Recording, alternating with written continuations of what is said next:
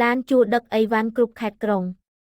យើងខ្ញុំមានសេវាកម្មឡានជួលគ្រប់ប្រភេទខាងយើងខ្ញុំមានទទួលដឹកជញ្ជូននៅសម្ភារៈនានាដែលមានដូចជាសម្ភារៈរើផ្ទះការិយាល័យបន្ទប់និងសម្ភារៈនានាតាមតម្រូវការរបស់បងប្អូនបន្ថែមពីលើនេះខាងយើងខ្ញុំទទួលដឹកជញ្ជូនទូទាំងខេត្តក្រុងក្នុងប្រទេសកម្ពុជាដោយមានបទពិសោធន៍យូរឆ្នាំតម្លៃសមរម្យសម្រាប់បងប្អូនហើយមានកម្មករសម្រាប់លើកសម្ភារៈនានាដែលមានបទពិសោធន៍ច្បាស់លាស់មានទំនួលខុសត្រូវខ្ពស់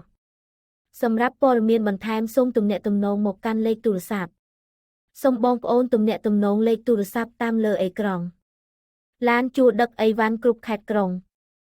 យើងខ្ញុំមានសេវាកម្មឡានជួលគ្រប់ប្រភេទខាងយើងខ្ញុំមានទទួលដឹកជញ្ជូននៅសម្ភារៈនានាដែលមានដូចជាសម្ភារៈរើផ្ទះការិយាល័យបន្ទប់និងសម្ភារៈនានាតាមតម្រូវការរបស់បងប្អូនបន្ថែមពីលើនេះខាងយើងខ្ញុំទទួលដឹកជញ្ជូនទូទាំងខេត្តក្រុងក្នុងប្រទេសកម្ពុជាដោយមានបទពិសោធន៍យូរឆ្នាំតម្លៃសមរម្យសម្រាប់បងប្អូនហើយមានកម្មករសម្រាប់